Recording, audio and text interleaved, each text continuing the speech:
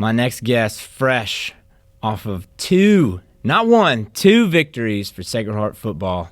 It's our head ball coach, Ed Smith. How are you today, sir? I'm good. How are you? Man, I'm great. I'm excited to have you here, and I'm excited to talk football with you. Oh, yeah? All right. I want to know, first of all, just from a coaching standpoint, a philosophical standpoint, being with these kids, a lot of these kids for over 4 years, how does it feel to have 2 wins up on the board? Well, it feels great. I mean, it's great to see these kids, having success. They've worked hard, been through a lot, on and off the field, but this senior bunch of guys, they have really.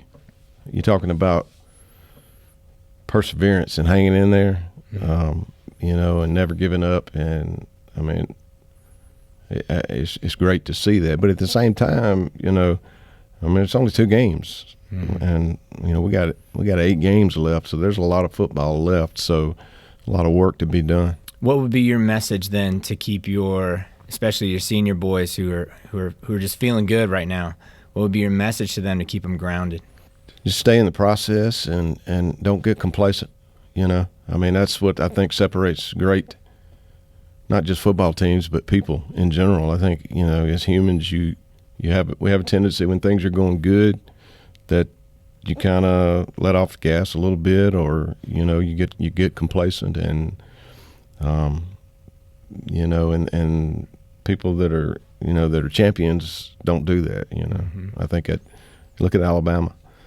It seems like every week is a new week, and they just never let up.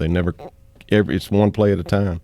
Well, see, I'm a big Saints fan, and Coach Payton always says, "Don't eat the cheese," because it's a trap, Oh, yeah. And there's a lot of cheese right now around the program, which is good for the school. There's a good energy. It's fun, but that has to be difficult to manage as a coach. Well, you just we got seniors, and so they've got to act like seniors, and so you got to stay focused. You got to stay focused on what your mission was and what you're trying to do. And so if your mission is to have a great season, that 2 games doesn't make a great season. So enjoy it. We try if you win on Friday, we try to enjoy it Friday night and all day Saturday, and then like on Sunday afternoons we get back in here and get back to work. Yeah, it's a 24-hour rule. Yeah. Just got to reset. I like that. So what do you think is clicking with specifically your offense this year? Because we look good. We have some additions this year as well. What's really clicking, and who's really shining for you? Several of the guys are shining, and that's kind of what we try to do is spread the ball around, so you can't just kind of focus on one aspect of the game to take away. But the difference is it's a little bit of everything. I think we've been playing really well up front, so controlling the line of scrimmage. It always kind of starts in the trenches. Getting really, Grubbs played his best game. The second, he's getting better, and that's something you got to try. Just try to get better this next week than you were last week. We're taking care of the football, like you mentioned. The additions we have more speed on the field. Yeah, and that's you can't coach speed. Right, speed kills, as Coach Madden says. That's right. Yeah, so what does that bring with Ashton Ware being kind of your lightning and Nick Pickens being your thunder? As a coach, that's got to be fun to be able to game plan with those kinds of weapons. Well, if you can run the football and you've got a vertical threat, then it puts pressure on the defense, and that's kind of what our philosophy is. In this spread offense, that's what everybody's doing. If they want to. You hear the term "stack the box." If they want to put people in there to try to stop the running game, then you've got to be able to throw the ball vertical down the field. And if you can do that, then they got to spread out a little bit, and that gives you more opportunity to run the football. We were talking a little bit earlier. You see people try and spread the field more, even in high school. Because I remember even when I was in high school, that was not really. If you saw somebody line up in shotgun, you're like, oh, okay, who are these city slickers. Like these guys are fancy. Is that something that's pretty normal for you guys and also teams that you're facing this season? You see it a lot. I think in high school more than at college level, you'll see more somebody trying to be different. Somebody that's trying to we're going to run the wing tee, or we're going to run something that and that gives you an advantage offensively because the defense is not seeing that week to week. Mm-hmm. But I think slowly that the spread type offense is becoming the normal, mm-hmm. Even at the high school level. Yeah, because the rules. I mean, there's so many advantages to it.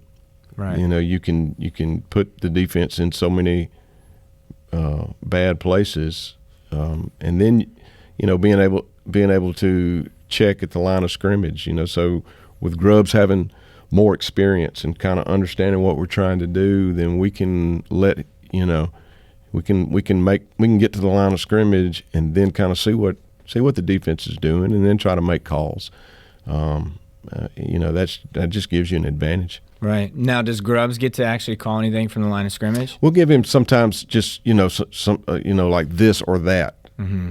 depending on what they're doing. So it's guided. Yeah. Okay. Yeah. No, it's not like the old days where the quarterback just calls everything. But yeah, I just know Grubbs. I love that guy. He's one of my favorite guys, man. But if you gave him Omaha, that's a very powerful weapon. That's right. That's right. But he really is. I think that's the biggest difference right now that I'm seeing, and not just him, but everybody is, that they understand the language. Mm-hmm. When we're calling formations, when we're calling any kind of motions or shifts or movements, and then what the plays mean. How we call protections, how we call the routes. It's just starting to make more sense to them. Right. And we're having fewer busted assignments. That's great. And and that comes with having experience. Mm-hmm. And so you kind of go through the fire to get that experience, but it's good to be on that side of it right now.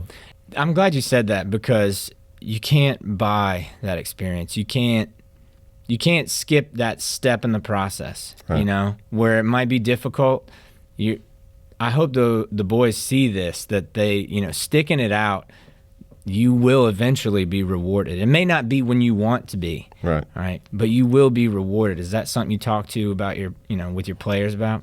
Yeah, I think that's what football athletics, is really about. Is I used to work for a guy, and he said, football is a laboratory for life. Mm-hmm. And there's a lot of truth to that, because you learn things in athletics, that are hard to learn at other places, anywhere else. How to show up, how to be on time, how to be accountable, and how to work hard, how not to quit, how to be a team player, and all those things are things that they're gonna help you be successful in life. Yeah. Yeah. If I don't do a good job, no one's here to say you lost, but you still have that standard for yourself. Right. You can still hold yourself to that. Well, what's our defense looking like? I mean, we got to give the defense some love. Our offense is exciting to watch, but what's your favorite thing about your defense this year? For these first two games, that's our biggest improvement is our play on defense. Just technique, being where we're supposed to be. Playing with the right kind of leverage, not letting people, if you're not supposed to let them outside, don't let them outside, mm-hmm. Playing downhill to the ball, tackling, we didn't tackle. There were times in both games, but especially in the second game, we didn't tackle as well as we need to, and that we're going to have to do to keep winning down the road. But it's night and day compared to where we've been in the past. Mm-hmm. So, and I think it goes back to this kind of the same thing. Guys have experience. We got some guys that are bigger and stronger because they've worked hard, through the off season, and we've got some more speed. Mm-hmm. So all those things, I think, but that's the biggest difference in the first two games. If you look at the whole team, the play, the way our defense has played. Well, I know that off-season, actually having an off-season was incredibly valuable. Y'all were in the weight room this summer working. and that's always good to see. It, you know, it brings a good energy to the place. I like that, you know, walking in the summer and seeing, you know, you get to see people too. You know, I'm sure the boys appreciated that as well. But you see that they're doing something positive. You know, they're not gaming. Exactly. You know? Exactly. But I think it's time for us to play some questions about you. Are you ready? Huh. Okay.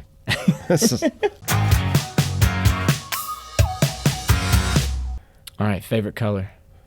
Blue. Blue. My high school was blue. Yeah. And Crusader blue. It's just, blue's a good color. Can't go wrong with blue. Yeah. Favorite food? Hamburger, steak, you know, any bacon. Yeah. I don't know, fried chicken. How do you eat your steak? I'm usually medium. Medium. Yeah. Okay. As long as it's not well done. No. Yeah. No. Yeah. Okay. What's your least favorite food? You know, Brussels sprouts and things that are supposed to be good for you. Yeah. It's boring. Yes, I'm not into a lot of vegetables. Right. You eat them because you have to. I do. I mean, I like some, you know, but I don't know. All right, if you could have a superpower, what would it be? Flying? I don't know. Yeah. I have that dream. Do you ever have? I mean, it's like, I don't know if I watched Peter Pan too much when I was little or something, but I'm just like, yeah. You know. Yeah. I still that would be cool. I'm still that guy on a plane, like looking out the side of the window, like, what? Yeah. Like planes shouldn't work. I understand the physics is very simple, but to me, it's still like just a modern marvel. Yeah, flying. Have you ever 100%. been skydiving? No, but I really want to go. I'm afraid that if I start doing it, I won't stop. Yeah. That's the thing. Like, it'd be too much fun, you know? Who's your hero? Right now, I'd say medical professionals, Yeah. first responders. I mean, those folks have had I think we've had it tough. We've had it different for a couple of years, but Yeah. that whole world has been, you know, turned upside down. So Yeah. That's a great answer. That's a great answer. All right, now this one is my favorite. How do you want to be remembered at Sacred Heart? Coach Ed. I think just that being helpful to the kids, that you care about the kids, that you're trying to teach them about life. Mm-hmm. That I mean, the most important thing is that they turn out to be good fathers and good husbands and good citizens, good employees and those kind of things, and that that they learned a lot, not from me, but from the experience, and then hopefully we can keep winning. Yeah. That's always fun. Winning is always fun. You can see that in the team's swagger right now. You can see that in how they carry themselves. You can see that in how they carry themselves in the school as well. I think you have a good group of boys, and that doesn't happen by chance. So I appreciate you taking the time, and best of luck on Friday. All right, thanks. Go get them. Go Crusaders! That's for you, Mr. Hogan. Go Crusaders!